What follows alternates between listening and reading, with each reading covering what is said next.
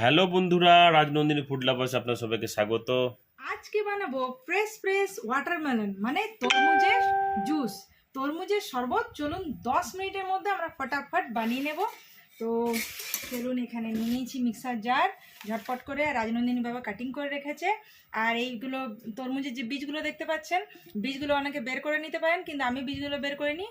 এইটার অনেক গুণ, মানে আমরা যারা লেডিস কিংবা জেন্টসের এই রোদে আমরা বেরোই, তাদের ইউরিনের যদি কোনো প্রবলেম হয়, তাহলে যেমন শশার বীজ খাওয়া জরুরি, সেরকম তরমুজের বীজও কিন্তু খুব হেলদি। তো অবশ্যই অবশ্যই এটা আমি ব্লেন্ড করে নেব।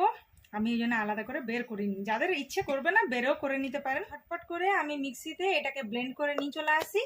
ওয়াটারমেলনের পেস্টটা আমি বানিয়ে একটা বড় জায়গা নিয়ে নেব। আর এর মধ্যে আমি স্ট্যানার রেখে নিয়েছি।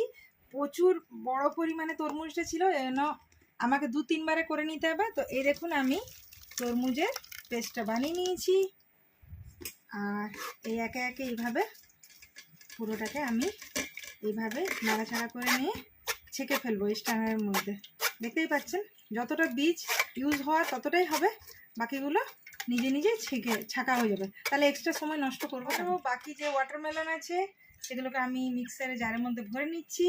আপনারা সবাই জানেন যে আমি খুব কম টাইমের মধ্যে ঝটপট যা কিছুই আমি বানাই খুব কম টাইমের মধ্যে। এই দেখুন, এটা পিওর ওয়াটারমেলনের কাটিং যে করা হয়েছিল, তার যে জুসটা বেরোয় না কাটিং করতে করতে, সেইটা। তো এটাও আমি এর মধ্যেই দিয়ে দেবো। চলো, তো দেখুন, দেখতে দেখতে অত বড় সাইজের তরমুজটাকে ভালো করে চিপে চিপে পেস্ট করে নিয়েছি। আর এই যে ছেঁকে নিয়ে এটি বেরোলো, তো এটা আমি ফেলে দেবো। দেখতে পাচ্ছেন এখনো রসটা বেরোচ্ছে। তো দেখতেই পাচ্ছেন দারুণ, মানে একদম রেড রেড কালারের, মনে হচ্ছে আমরা কালার অ্যাড করেছি, কিন্তু না, এটা ন্যাচারাল ওয়াটারমেলনের জুস। একদম ঠান্ডা ঠান্ডা, যেহেতু কেটে ফ্রিজে রেখে দিয়েছিলাম ওয়াটারমেলনগুলোকে।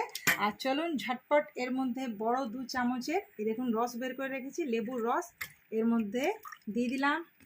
আর দেব এর মধ্যে বিট নুন। তো বিট নুন এই দেখুন মোটামুটি 1 চামচের মতো ভরে ভরে দিয়ে দিলাম।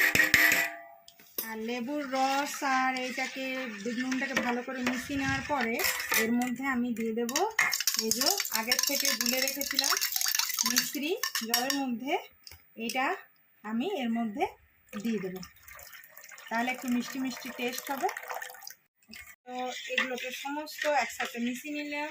এরপরে এই ঠান্ডা ঠান্ডা এই যে ওয়াটারমেলনের যে শরবত আমি দিয়ে দেবো রাজনন্দিনী বাবাকে।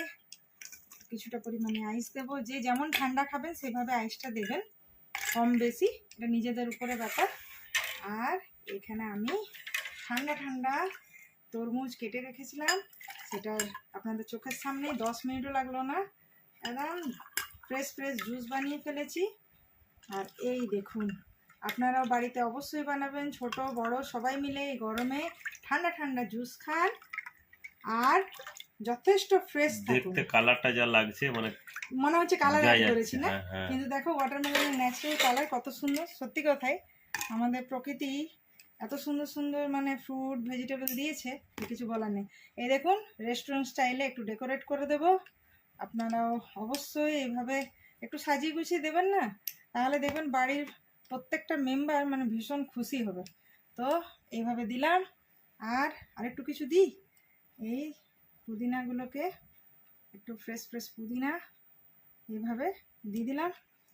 আর দিতে পারেন কুচনো তরমুজ। আর এখানে আমি একটু খেলি অবশ্যই। আর ওয়াটারমেলনের শরবত হচ্ছে, ওয়াটারমেলন দিয়ে একটু ডেকোরেট করবো না, এটা হতে পারে। তো দারুণ লাগছে দেখতে। কেমন লাগছে সাজানোটা? হুম, মানে এটা নিজের মতো ব্যাপার, এমনি যে সাজাতে বের করে মানে নেই, শুধু জুস মানে শরবতটা বানিয়ে অবশ্যই খাবেন। তো খেয়ে বলো বন্ধুদেরকে যে কেমন হয়েছে, তো খেয়ে বলো কেমন হয়েছে। দারুণ দেখতে লাগছে, আর একটা দারুণ ফ্লেভারও আসছে। ঠান্ডা ঠান্ডা মিষ্টি মিষ্টি, ও তো বন্ধুদেরকে কি বলতে চাইছো বলো? জমে গেল। অবশ্যই বানান আর খান। অবশ্যই এই ঠান্ডা ঠান্ডা শরবত বানান, তরমুজের শরবত। এখন তরমুজ প্রচুর পরিমাণে বাজারে পাওয়া যাচ্ছে, ছোট বড় সবাই মিলে জমিয়ে খান, ফ্যামিলির সাথে এনজয় করুন। তাহলে আজকের মতো বাই বাই।